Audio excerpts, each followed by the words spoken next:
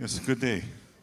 I'm happy to be here in Rouen, Rouen-Noranda. I'd like to say it's a safe city because I arrived this morning at 3:30 and I asked about my parking. They said, well, you can park anywhere. I said, anywhere? Yeah, as long as there's no parking meter, you'll be okay here in Rouen. I said, okay, cool. So I arrived this morning at 3:30. I drove down from Shasasvili. It was a beautiful ride, except for the mosquitoes and bugs. Apparently there was a super storm, which I missed. That's all right with me. So, I'd like to thank Joshua. Joshua is a good friend of mine. I knew him when he was a teenager, I guess. And I'd like to introduce Patrick Dehaye from Dehaye Groceries and Chantal Vinette-Lenouet for being with us and sharing your experience. Welcome to this panel discussion.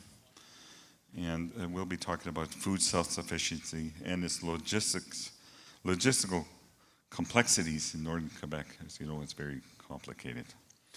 And I'll introduce myself. I'm Sidney Orr. I'm your moderator for this panel. I don't know if anybody really knows who I am. I hide up north for most of my life, and once in a while I get to come down south. As a moderator, I'll have a great pleasure with guiding our conversation with our two good panelists. But I'm also going to participate in this discussion, mainly because I'm a member of the Wabanaki First Nation, the community, and I'll be talking about the subject of food self-sufficiency, which is an issue of great importance up there, very important. But first, we'll hear from our two panelists. There's, again, a long question. As you know, there are many challenges in the North, and we're going to try and explore them in greater depth, thanks to your expertise. As you know, Patrick has been involved in the North for a very long time. So when we think about food autonomy and Northern Quebec, Nord-du-Quebec, we automatically think about the availability and the price of fresh food in the communities. Fresh food. Ms. Vinette-Lenouet, as a nutritionist, you are well placed to explain the impact of the healthy diet on the population's health. In concrete terms, what does that situation look like in the communities, and what are the solutions of improving access to healthy food? Okay, Chantal. Hello, everyone. Thank you for the question, Sydney. As you mentioned, availability of and price of food are a great concern in the North, and freshness of food as well. In public health, we've been collecting information on price of basic nutritious food, and we can see that basic nutritious food is at least 30 to 40% more expensive in Eeyou Istchee than in Jamaizi, Abitibi, or in Montreal. So it's quite substantially more expensive. And availability of basic nutritious food is also more limited. We know our stores are smaller and our communities are smaller, but it affects availability of basic nutritious food.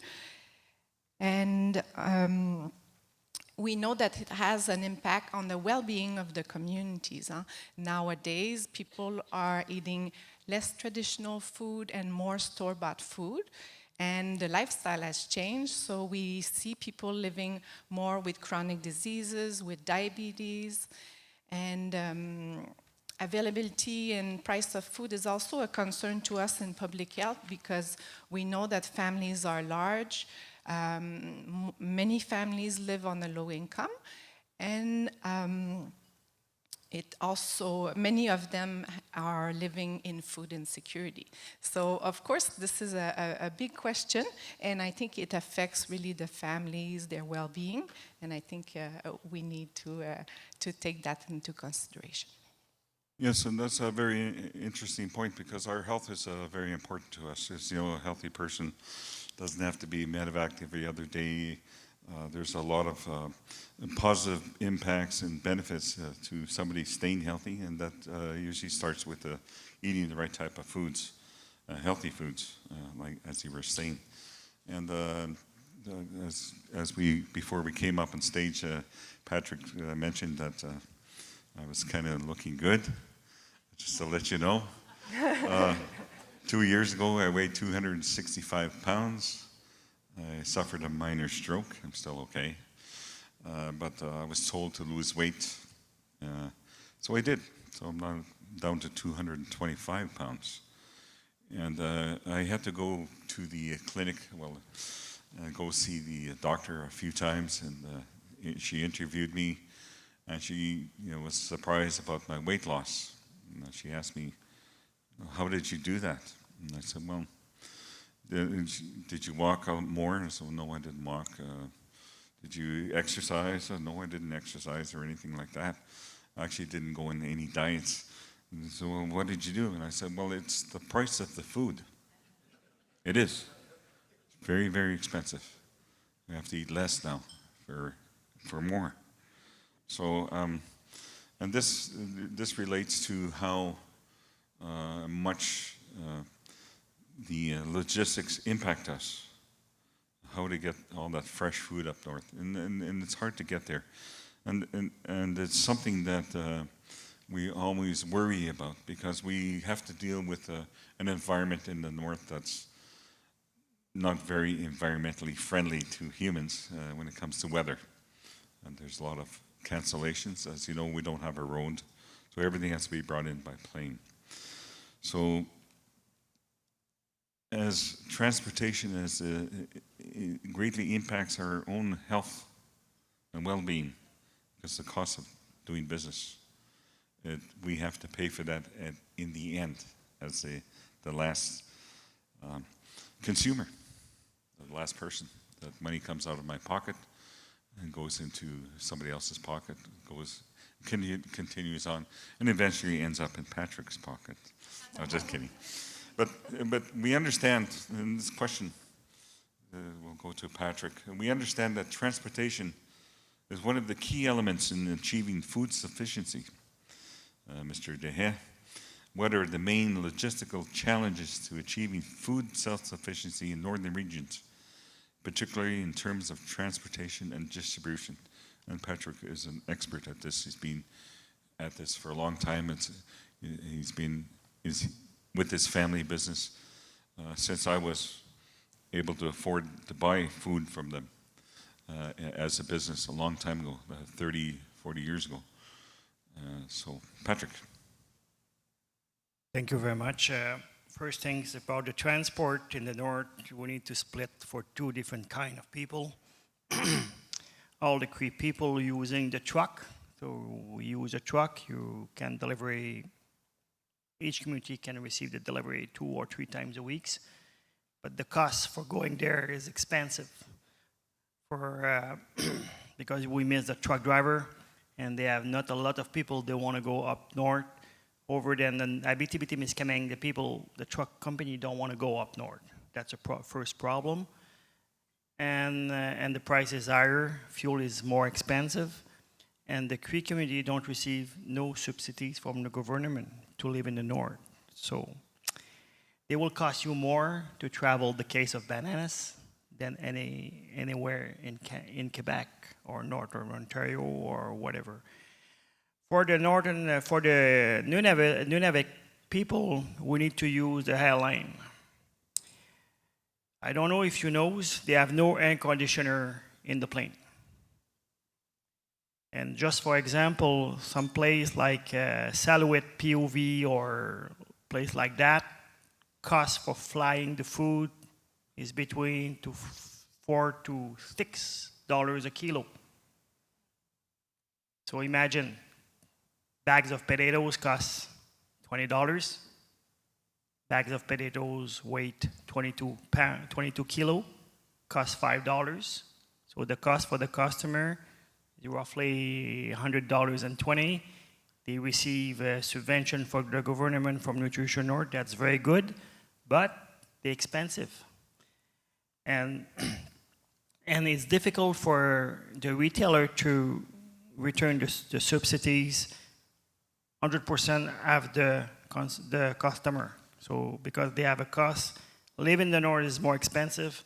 Living in the north is everything is more expensive. So at the end of the day, for the healthy life, eat fruit, vegetable, fresh meat is complicated because it costs a lot of money at the end of the day. And the other point we need to understand, the airline company can control the meteo, can control the pilot, can control the logbook of the airline. So sometimes we drop a lot of stock at the LG2 airport, and I talk with the airline company, okay, when my stuff leaving for North? Oh, Patrick, meteo is no good. Patrick, I have no pilot. Oh, I missed the plane. That's the name of the game. Another point you need to know is what Madame Chantal said, population growing faster and faster and faster, and population growing more faster than infrastructure and everything. So at the end of the day, everybody waiting for everything. That's the name of the game right now for the transportation in the north. So that's the challenge we have every day. So that's my perspective right now. Yes, and that's a reality we have to face every day. I know that when I first moved to Wamakstu in 1999, it cost me like $75 to fill up my bag of groceries. And that would feed everybody for a few days. Now, 2 years ago, it cost me like $200 a day to feed everybody. And now it's close to $300 a day to feed everybody. And that's me, my little family, and grandchildren. So it's very expensive. And it's something that everybody has to face up there. And when you realize that the amount of work that you have to do as a distributor of food and bringing everything up, the consumer doesn't understand or doesn't know all the complexities that are involved, in particular if you have to ship stuff up from Montreal. And as Patrick has said, it's very expensive to fly stuff up. If you look in comparison, you got 1,500, 1,700 kilometers from Montreal to Le Grand Airport. And it doesn't cost that much. But the last half-hour flight costs more than double of everything. And this is the last half hour to get the food. More than double of everything to transport from Montreal, from Amos, from Val-d'Or, anywhere else. It's really quite expensive. And then when we have to get that on the shelves. And it's something that we've had. We have very strong, well, I wouldn't call it strong, but we're starting to get food insecurity. There's this spring, there wasn't the staple of flour, sugar, baking powder. Those are the basic things that we use to make bannock, our favorite food. But there wasn't any on the shelves. And it was like that for a while.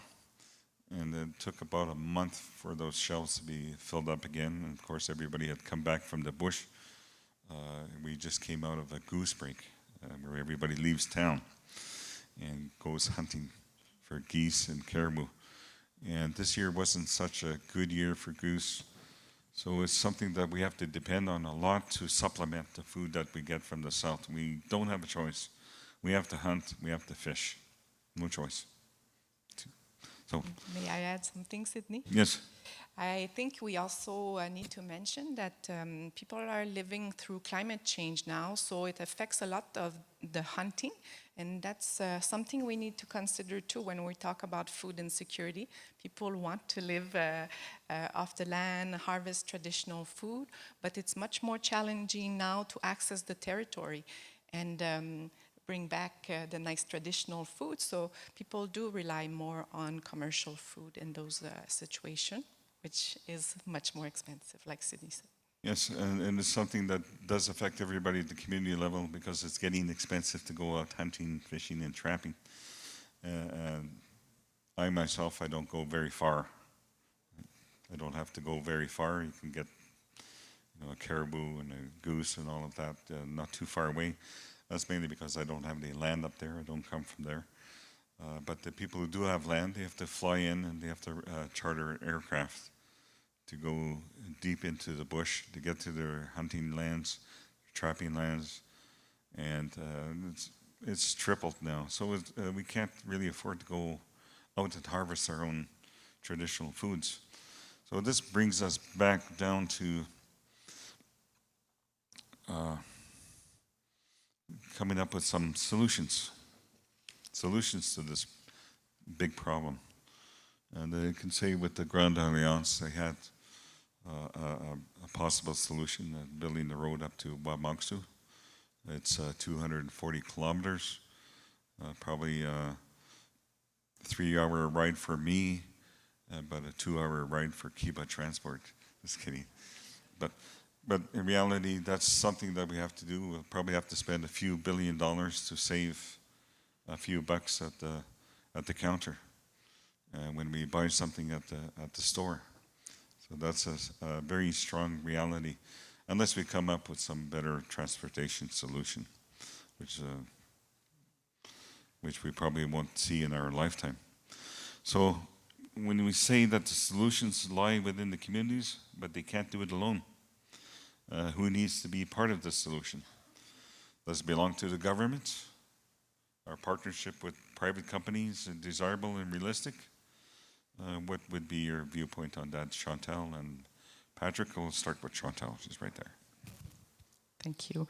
So first, I want to share some solutions that the store managers of Eeyou Istchee have shared with me a few years ago. I think it's interesting to hear their point of views as they are the one exploiting the business locally every day. So when I met with them and I talked about the availability and price of food, they mentioned for solution that we need to promote more the healthy food choices to the customers so that they know about those healthy food. And they also shared issues with the store settings. So our stores are very small. Sometimes some of the stores need to be renovated, or they need to have more refrigeration space. So I think that's something we need to look into, and that other business or other organization can contribute to. And also in terms of management practices, they also talked about that. For example, the hiring of trained or experienced managers and the training of employees, I think it's really important. And implementing programs to reduce waste. We have a lot of nice food that come to our communities, but I think implementing programs to reduce waste of food within the stores or in the community, I think that's important too. And the supply of affordable, nutritious food, we can collaborate with our suppliers and negotiate price too. Way over that. And I think it's important to think of that. But our stores are small, and they have their purchasing power is maybe not as big as in the South. So I think it's something we can look into. That's more in the economic sector. And the reduction of the impact of transportation, the store managers also talked about that. So they talked about negotiating transportation costs, encouraging the competition, or also subsidizing the transportation of food in some cases. I think different level of government can be involved in that, subsidizing the food. Patrick mentioned that earlier. And I also want to share that more recently, our Committee on Access to Nutritious Food organized food engagement session. And people of Eeyou Istchee who participated in this session, they really shared their hopes and dreams about the future of food in Eeyou Istchee. And they really want to have better access to traditional food, better access to healthy store-bought food, and locally produced food too. So I think things are changing in Eeyou Istchee, and I think people want to see more local foods as well. And as the part you ask, who should be involved as well, Sydney. So I think on my side, I see that changes are already happening in the food system of Eeyou Istchee. And we see the Cree Trappers Association being involved in sharing nice traditional food with the community, the band offices having nice programs where our nice traditional foods are available. But we also see the band offices, the Cree Development Corporation developing their own community stores. So I think this is really nice to see our own community stores. But I also see nice greenhouses and gardens being developed. So I think we see a movement of change, and I think people are taking ownership of their food in the community, and they want to produce more local food as well. And as to, is it the responsibility of the government? I think we should not wait for the government to intervene on that. I think it's part, the Crees know their region, they know their communities, and I think they can lead the changes that they want to see in their local food system. But that being said, I don't think it can be done alone. I think it has to be done in partnership with businesses or other entities in other regions, so that we have a nice northern food system that we can collaborate all together and see nice changes in the food system. But I think it has to be done in collaboration with the other region, in Abitibi, in Jamaizi, in Nunavik. So it cannot be done in isolation. Yes, and Patrick, thanks, Chantal, was a very good answer. And Patrick, what's your answer to this question? Were partnerships with private companies desirable and realistic? Yes, it's realistic. We need to just have more people who want to work at this direction. The bigger issue, it's all the private business. That's the first thing. Second thing, it's the government, the Cree government, Quebec government, they need to invest about the education to create a job, to have a manager. That's a bigger problem we have. We have a good cashier, we have a good worker, but it's difficult to find a manager for my customer. Because if you want to grow, we need some higher people and more capacity to develop the business. So that's the first thing. Second things, infrastructure. I will say the population going up faster than infrastructure. It's not just in the transport, it's all over the business. So that's another problem. They need to follow the people to work with my customer. Private customer sometimes say, okay, I'm enough big. Okay, yes, but we need to grow up because the population going up, so they need more services. So sometimes it's difficult. And all the time they said, I need people. So okay, but first thing, if you have no manager to manage a business, who manage a business? That's a bigger problem, first thing. Second thing, it's about my perspective. The government need to support the transport and infrastructure at each communities because they need to have more money to develop that.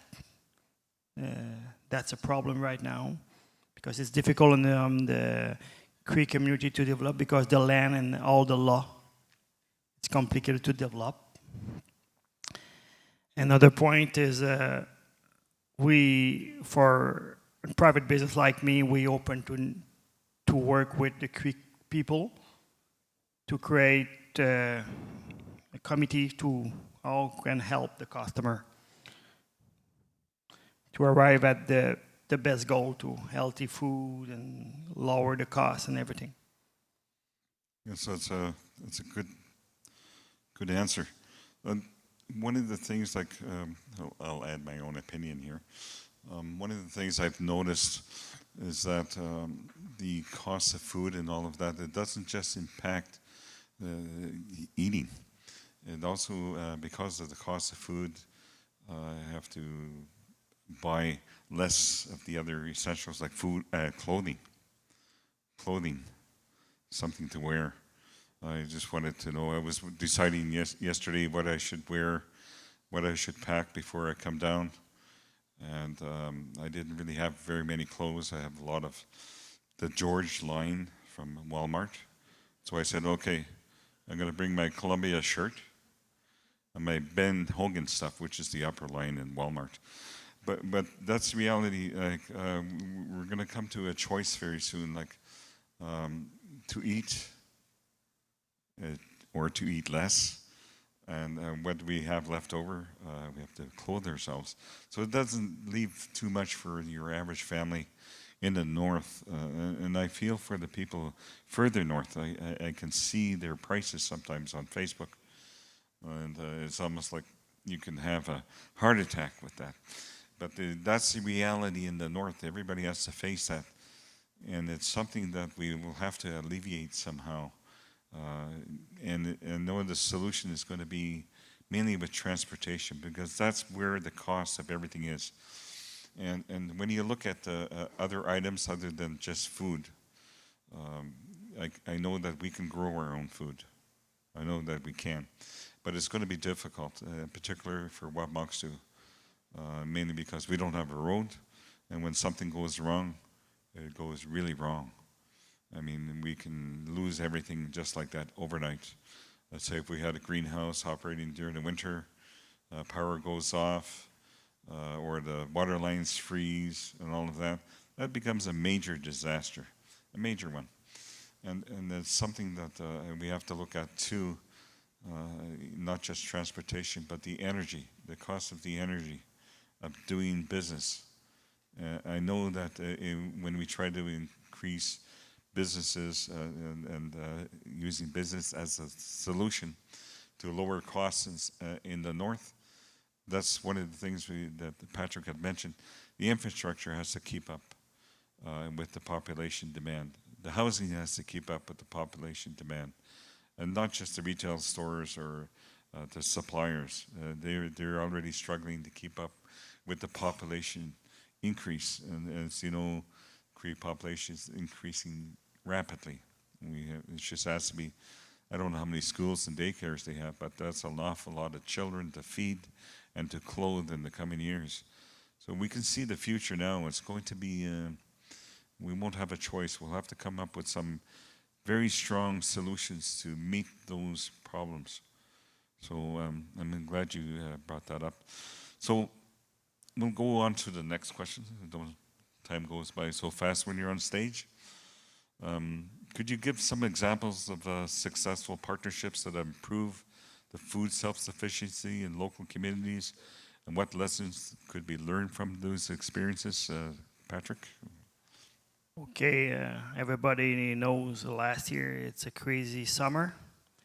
It's a fire forest. So after fire forest in ABTB, me and Chantal, we have another fire forest on the Cree community. So we work with Cree government, us at Quebec, and all the airline company, transportation, sit on the same table to find a solution for make sure we can transport the food and water and stuff like that. And they probably take 5 weeks, 4 weeks, 5 weeks last year.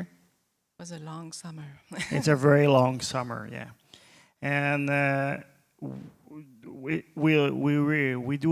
did a success with that because we are sit on the same table. We discuss with Indian Affairs, Government of Quebec, us, transport company, Cree government on the site, and the people in the community to make sure they have a food.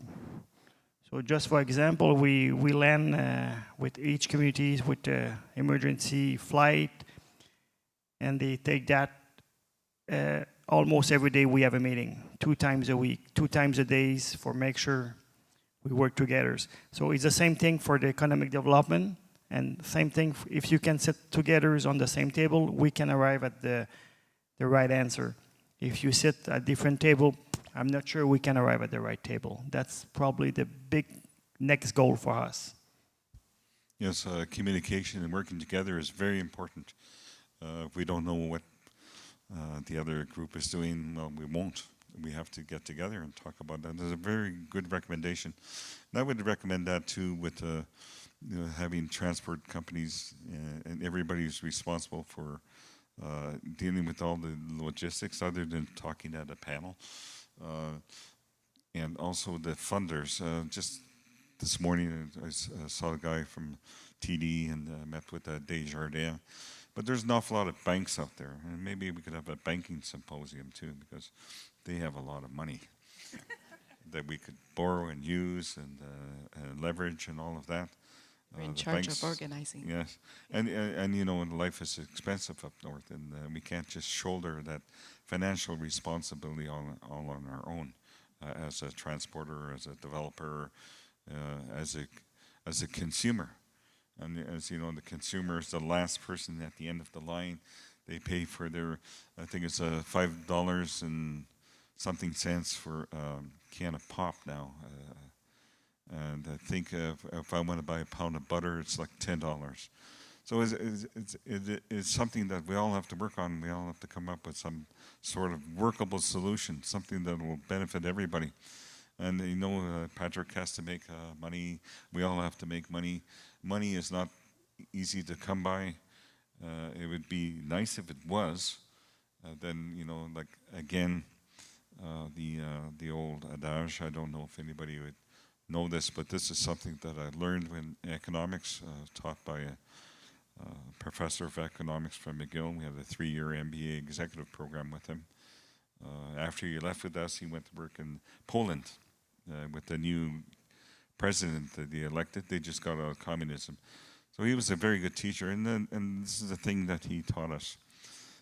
Money only solves money problems. That's all it solves. So if we got problems, other problems, we have to come up with other solutions other than just throwing money at it.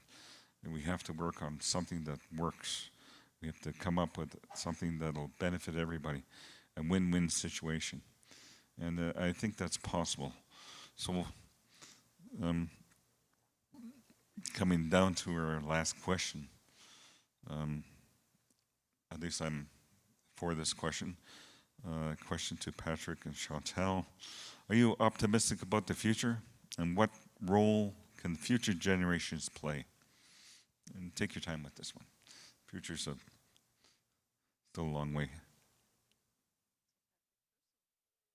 We'll go with Patrick this time. Okay. He looks ready. My perspective, the future is very good, but we need to develop the people in the north. We need the managers from the north. They understand the reality of the north. Because when we import the people from the south, they don't understand the realities.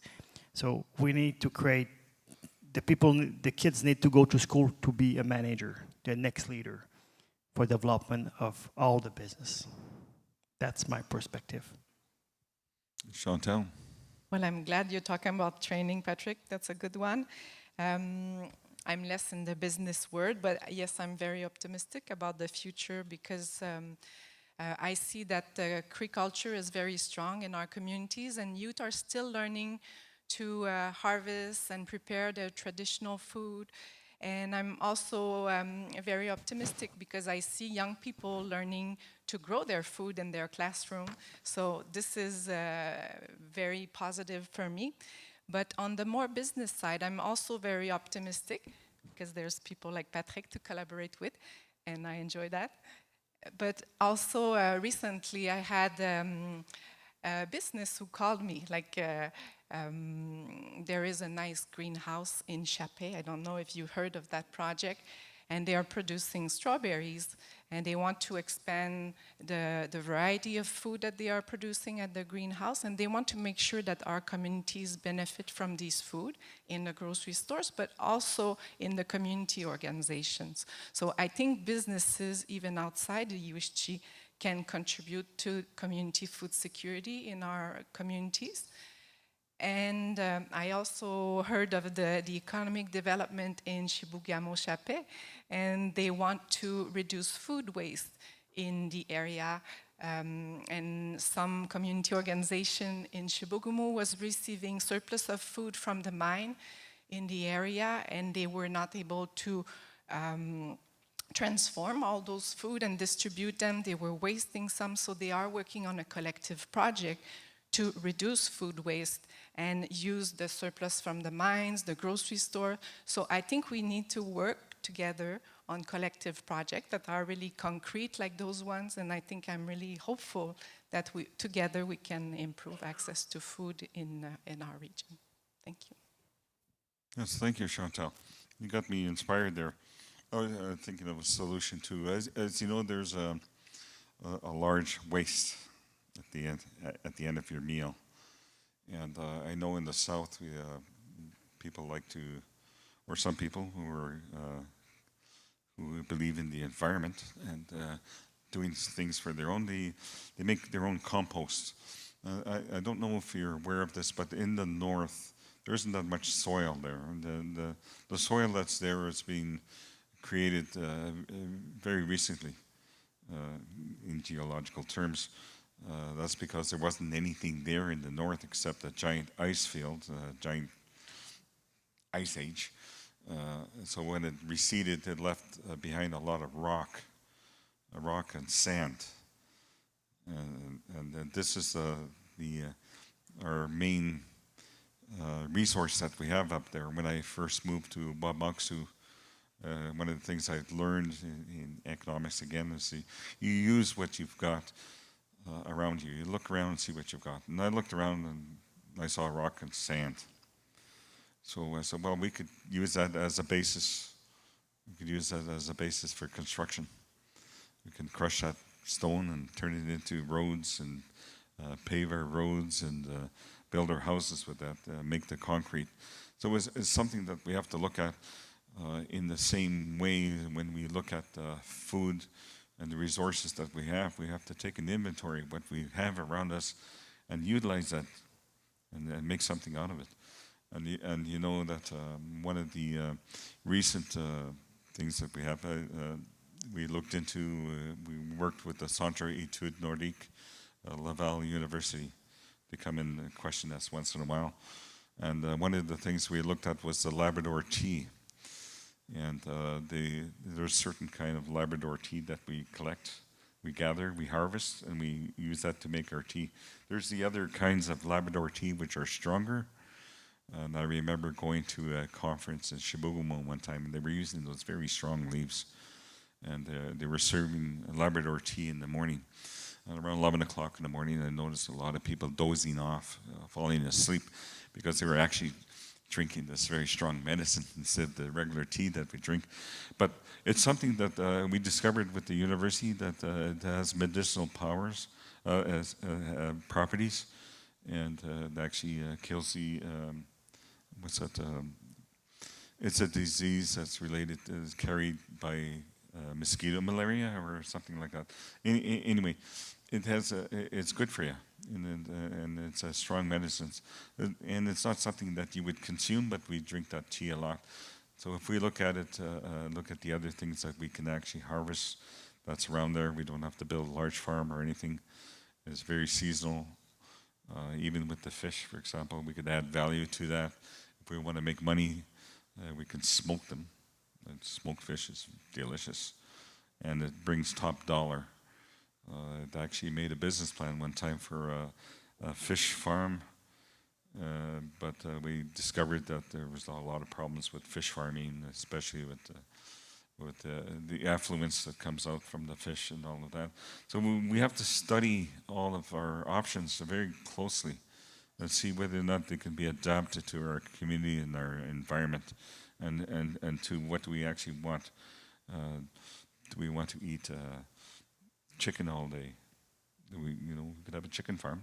I know eggs. We have eggs. I had eggs and bacon this morning, as I always do. I don't know if anybody else out there is healthy as I am, but we have to look at that as an option, and those options they're feasible from what because we need to eat. We don't have a choice. Nobody has that choice. So.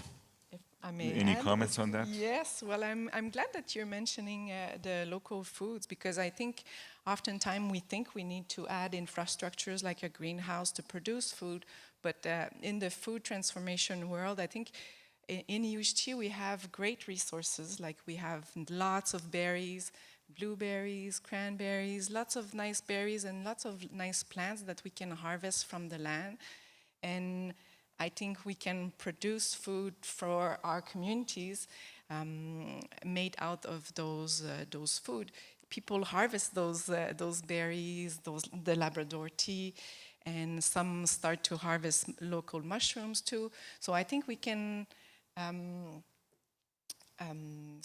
I don't want to use the word exploit that, but I think it's nice to harvest the food to feed our own communities. So take food from the land and see how we can produce it.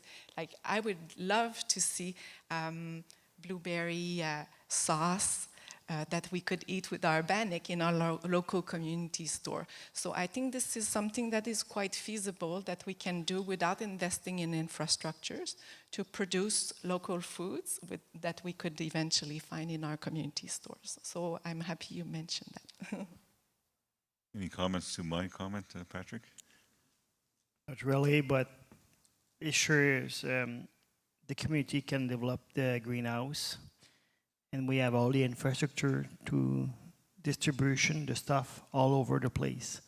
So we are in discussion with Shepe people from Strawberry Farm for develop the business with him, for develop these products can go all over the communities, but that's the first one, but you have no object to work on the other side. So if you have a nice greenhouse in Chesapeake and they want to sell the stuff, we'll buy the stuff. And Abitibi has lots of nice food business too. Huh? I heard of meat producers, honey, garlic. So I think there's lots of nice things that we could also see in our stores, Patrick. Yeah, we work with all the regional people to develop the business. So some is too small to work with us, some is enough, but that's a part of the game. A lot to look forward for the future. Oh, yeah. So, sorry, but we do have to, the reality is we do have to come up with solutions. And we have to answer questions that are going to be very difficult to answer, or at least to come up with a solution, something that will work. I know with what Moncks do in particular, because we're isolated and we don't have a road, one of the solutions would be to build a road and build an access to that. And as you know, I don't know if you might know that, Dr. Ted Moses, probably very well aware of that. But in the last paragraph in the Pays de Brève agreement, it says that we would build a road to Wabauxtu as soon as possible. And after that road is built, we'd be connected to the hydro network. So we wouldn't have to depend on diesel-generated fuel, energy, I should say. So the writing's been there. We just need to work on it and get that done to honor that agreement.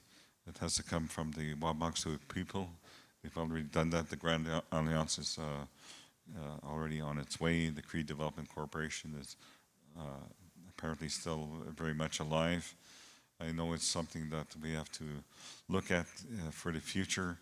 And it's something we really don't have a choice. We have to do that. If not, if we don't do that, it'll be like me. It'll be losing 40 pounds every year. So, you know, who wants to be that skinny? Not me. I prefer being a little chubby and having a little bit of energy to draw upon after I do my 5-minute walk. But that's okay. I mean, I'm very happy to be here and enjoyed myself here. It's not always time for me to be on stage and center stage with two very esteemed colleagues. I've known Patrick for a long time, and Chantal, we're always emailing each other. Yeah, that's true. All right. So I think that any closing remarks, Patrick? Thank you for the time. Thank you for listening the challenge we have, and I think the future will be good if you work together. Chantal, you'd like to I add? agree.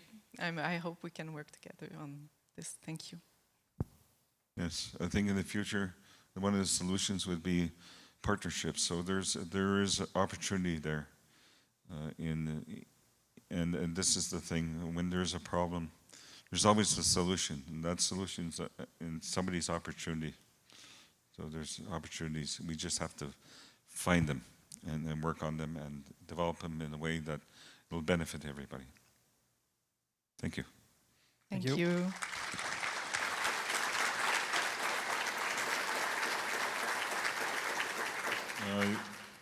I forgot to have one more comment. The closing remark. As we conclude our panel session, I want to express my sincere appreciation for your openness and sharing your valuable experiences with us. It's been a privilege to engage in such a rewarding and insightful discussion. Thank you. Thank you, Sydney. Thank you.